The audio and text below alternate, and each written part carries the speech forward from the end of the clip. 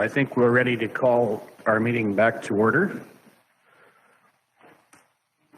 And we will continue with discussion or direction with regard to item number 9.2, policy review, councillors' compensation and expenses. Holly, please. I would like to make a motion that we work on the policy, and the motion is that we approve the policy as amended with Schedule 1 stating that the, should I get my proper number here? The Reeves receives $1,153.80 per month, and councillors receive $1,302.53 per month. I meant 1953, whatever I said. Okay. Kelly, yeah, effective, we have to say immediately or January 1st, 23? Yeah. January 1st, 2023. Just the policy. Correct.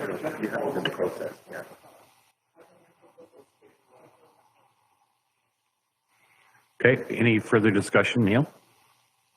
I think that's a reasonable compromise on this one, going to the end of 2023. Okay, any further discussion?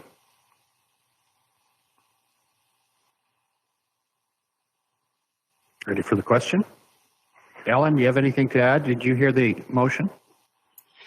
Did I understand right that it's going to start in January 2023?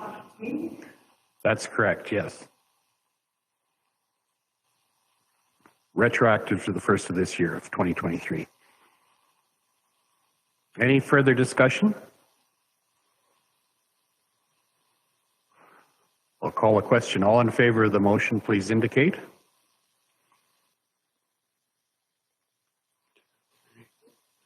Opposed? Okay, that's carried. Thank you. Any further discussion? Neil? I think we should have a review committee before the next election. We've chosen these wages now, but just before our terms are up, whether it's volunteer or however you want to set it up, set the wages for the next council after us, so they don't have to go through what we just did. Okay, you make a motion to that effect? I don't know how you can word that, but... Well, Matt, have you got... Yeah, so the way I'm interpreting this, what year are we in? 23, 4 or 5? So, you know, at the beginning of 2025, administration's directed to establish a committee to review councillor compensation and benefit policy. Yeah. Okay, thank you. That's a motion. Okay, Kelly, please. So just clarity on that. So the committee, a committee of councillors or a committee of community volunteers? To be determined, I think, is what Neil said. He didn't specify the makeup of the committee. Yeah, maybe we choose to do the consultant. I don't know. I do know the town has 3 volunteers. Yeah. Handpicked by council, I imagine, but that would be our choice in 2 years. Yeah, I think we'd have some time to consider what's makes the most sense. No, but that it will be reviewed for future councils, so that it's dealt with ahead of time and kept current, basically. Go ahead. Yeah, so to be clear, you know, one of the first meetings in 2025, I hope I've got the right year, right? 25 is the next election. I'd bring a request for decision to council with some options for the review. We don't have to sort it out all now. No. Any further questions or comments on the motion? All in favor of the motion, please indicate. Okay, that's carried. Thank you.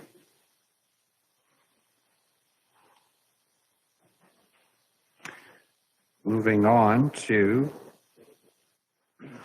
item number 9.3, appointment of fire guardians. I think this is a fairly routine direction. Matt, are you taking us through that, or? Yeah, I'll speak to that. This is pretty routine. We're just looking for the motion that formalizes the appointment of our fire guardians.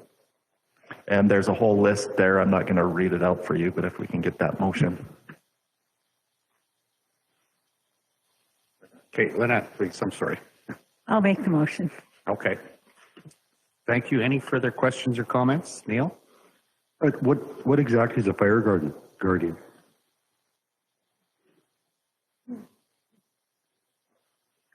Yeah, you have to be appointed as a fire guardian to be able to issue fire permits. Yeah, typically all the fire chiefs, our front counter staff are appointed as well. Answers your question. Good enough. All in favor of the motion, please indicate. That's carried. Thank you.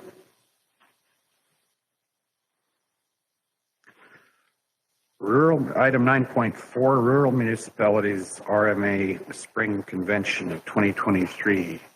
Ariana, what do we have to consider? This is the RFD with the information about the RMA convention. Registration is open now, so if you plan to attend, please, well, I guess if you don't plan to attend, please let me know. I'm assuming you're all attending. There are 2 EOEP courses available. You can select one of them. They are Council's Role in Service Delivery and Regional Partnerships and Collaboration. So that happens on the first day. If you want to attend, it's an extra, I believe they're $395. It'll require me to add an extra day to your hotel room. Those book fast, so if you want to attend those, let me know as soon as possible. I looked last week. They've got 50 spaces in the courses, and they were like 30, 35 last week, but act fast. I don't have the meetings with the ministers on there because I haven't really heard back from many of them. Minister Savage, they've requested the backgrounder, so if you plan to attend the meeting with her, let me know. The one topic we gave them was the Southern Alberta Energy from Waste Alliance, but that's the only one I've heard from so far. The rest are planning to let me know closer to the convention. So that's it. Minister Savage is Environment? Environment and protected areas, I believe. And sorry for the repetition, but what was the course that's being offered ahead of time? Courses? I don't know. Sorry, I probably looking at the wrong. Scrolled down too far. Council's Role in Service Delivery and Regional Partnerships and Collaboration. Okay. And that is happening on Monday of that week. Okay, thanks. Okay, so anyone who wants to attend, oh, Holly, please. Okay, the thing here says Council's Role in Public Engagement and Land Use Development Approvals. Is those ones we took last time? Yep, I updated an RFD and I think I probably missed. Okay, I was just confused. Pasting over something. Because I thought I already took one of those. Okay, so what are Sorry they? about that. Council's Role in Service Delivery and Regional Partnerships and Collaboration. So sorry. Okay, sir. I'm on the right document now, so I'm with you. Thanks. Okay, so we individually need to indicate whether we're going to attend the spring convention. We can do that with you directly after the meeting. Did you ask about which ministers we wanted to meet with as well? And that probably needs to be.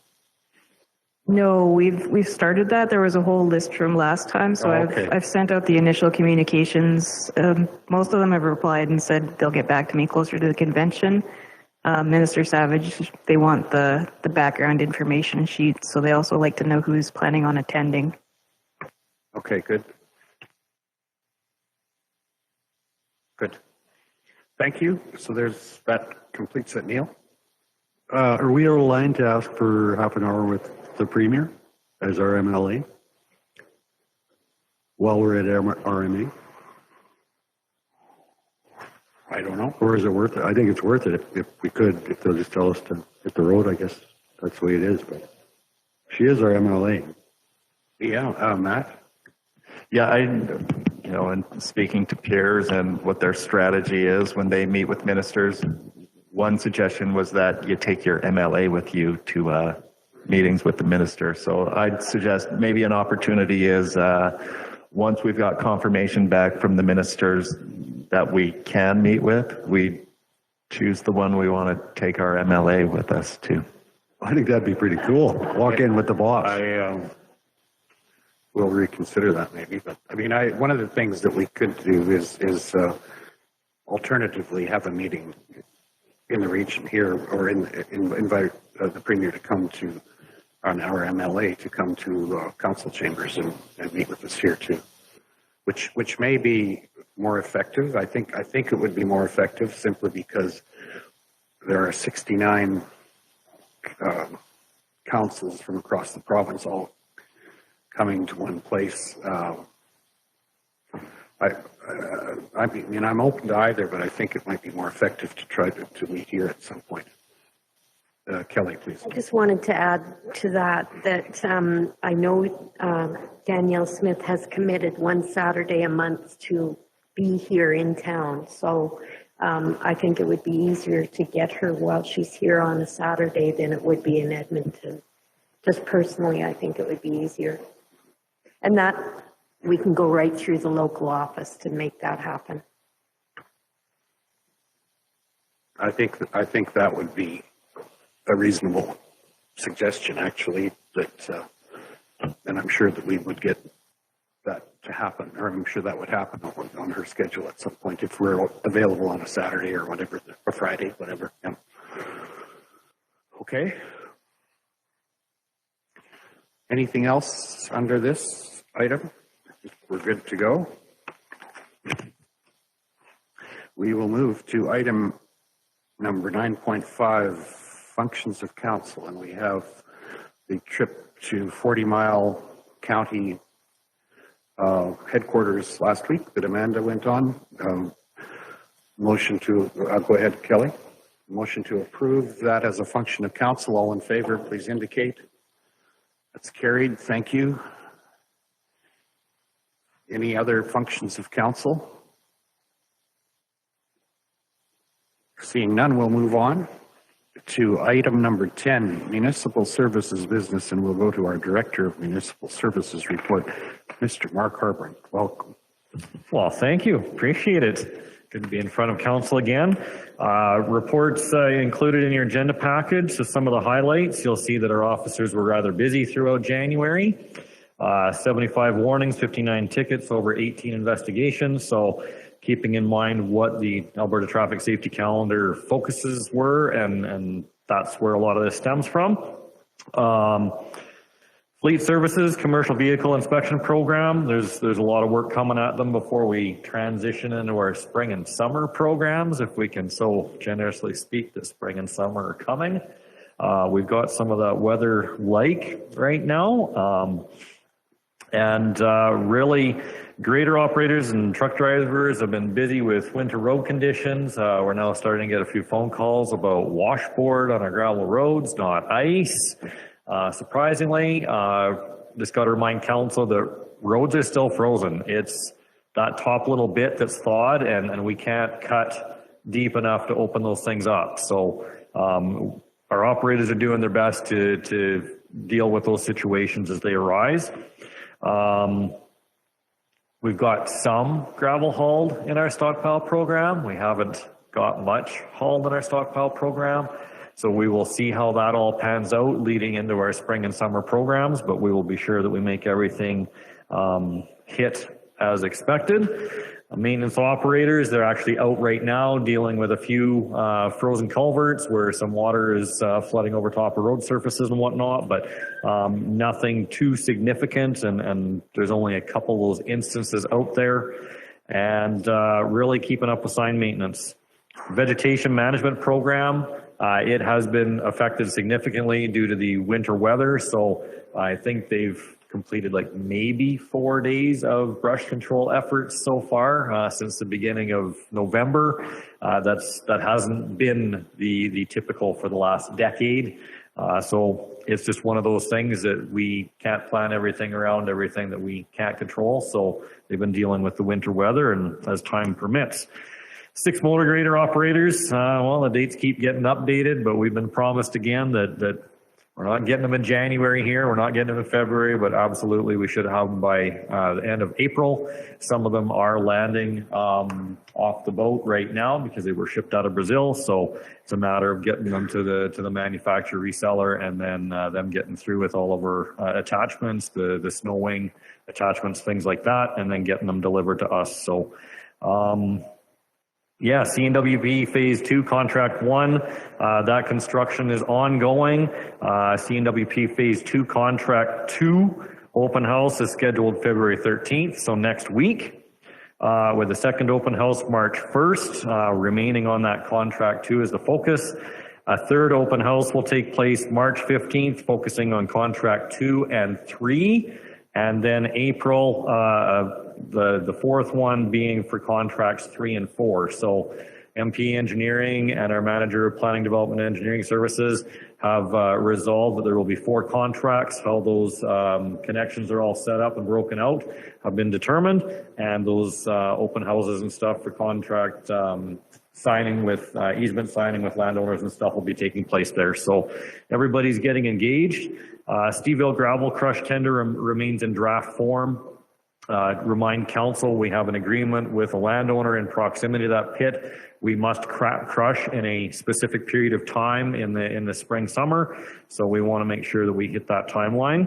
And then the Tilly landfill reclamation plan, it has been submitted to Alberta Environment Park and Protection for their review, and as soon as we can get the go ahead on that, we will be looking at moving dirt over the summer to get that reclamation finalized. It's been outstanding since 2013 when we took over the former village of Tilly. It's been an interesting one with a lot of history and has taken this much and the assistance of some professional engineering firm with their niche in solid waste to help us work through all of that.